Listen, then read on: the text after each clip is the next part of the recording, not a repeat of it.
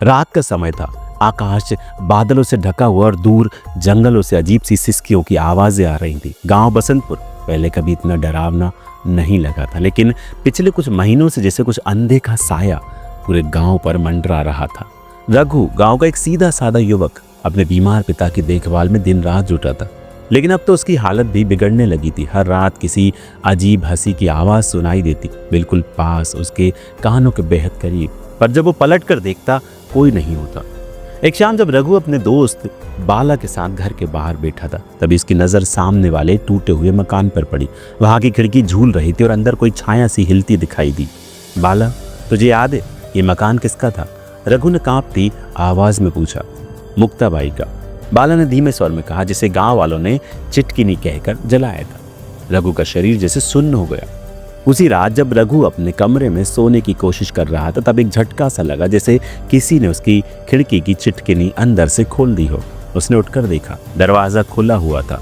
बाहर कोई नहीं था, मगर हवा में कोई अजीब सी गंध तैर रही थी, जली हुई देह की और कोई सड़ी हुई चीज की।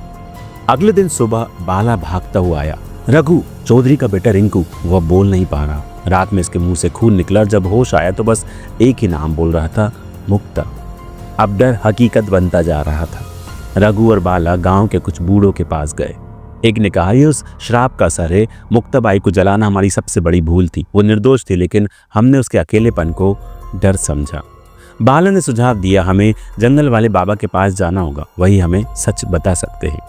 रात के अंधेरे में दोनों मशाल लेकर जंगल की ओर बढ़े। पेड़ों के बीच से रास्ता बनाते हुए वे एक खुली जगह पर पहुंचे, जहां जड़ी बूटियों की गंध फैली हुई थी और नींबू मिर्च के तोरण झूल रहे थे। वहां एक बूढ़ा बाबा अग्नि के सामने ध्यानस्थ बैठा था।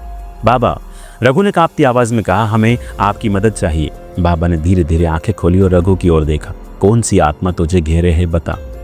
रघु ने पूरी कहानी सुनाई। उसके पिता की बीमारी, रहस्यमयी हंसी और रिंकू पर हुआ हमला। बाबा ने अग्नि में कुछ काली जड़ें डाली। आग भड़क उठी और धुएं से एक अजीब सी आकृति उभरने लगी, एक औरत की जिसकी आंखें पूरी तरह से काली थी।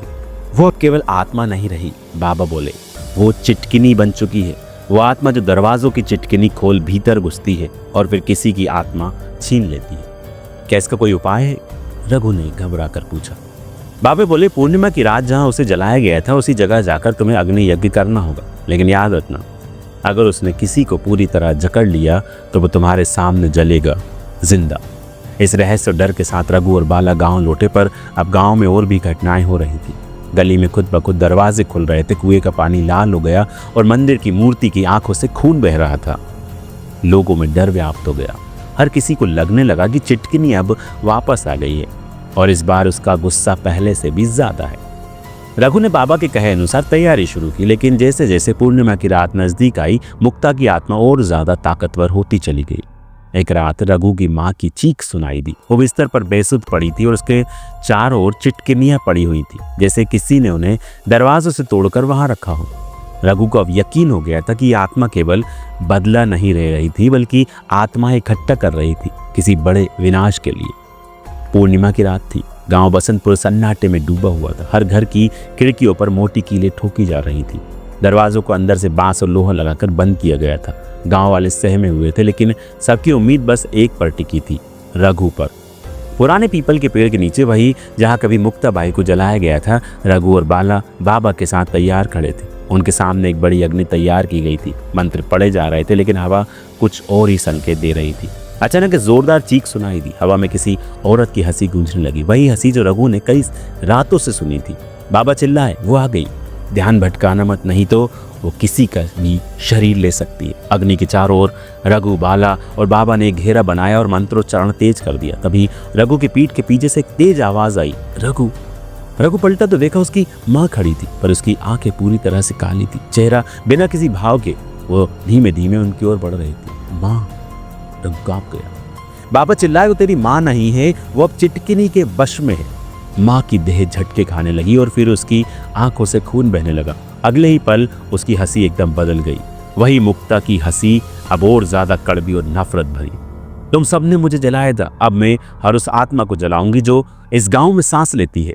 मंत्रोच्चारण तेज हुआ। बाबा ने एक लोटे में राख, नींबू और काली मिर्च मिलाकर आग में डाला, लेकिन तभी आग खुद ही बुझने लगी। हवा का दबाव इतना बढ़ गया कि अग्नि लहराती हुई चारों तरफ फैलने लगी।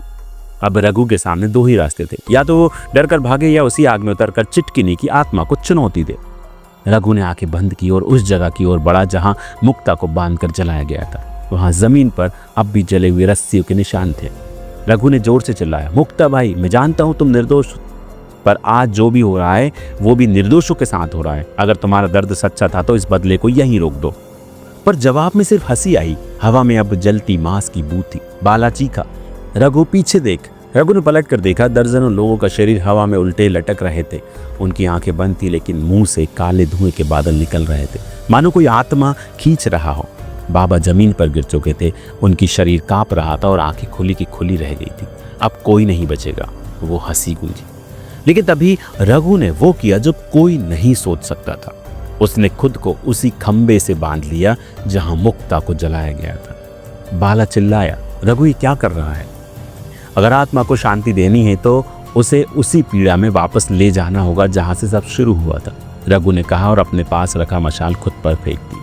जैसे ही आग की लपटें रघु के शरीर से लिपटी, एक तेज चीख आसमान को चीर गई। हवा एक झटके में शांत हो गई। लटके हुए शरीर जमीन पर गिरने लगे और आकाश से धीरे धीरे सफेद राख बरसने लगी। बाला दौड़कर आग में से रघु को खींच लाया। रघु अधमरा था, लेकिन उसकी आंखों में एक अजीब सी शांति थी। बाबा की आवाज गूंजी, उसने बलिदान दिया है, चिटकिनी अब मुक्त हो चुकी है, श्राप टूट चुका है।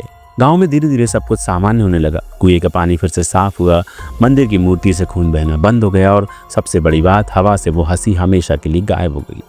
पर एक बात अब भी रह गई थी। हर पूर्णिमा की रात जब चांद पूरा होता, गांव की एक खिड़की की चिटकिनी अपने आप खुल जाती है और बाहर कोई नहीं होता। रघु अब जिंदा तो है, पर वो रातों में सो नहीं पाता, क्योंकि उसे लगता है कोई उसके घर में है।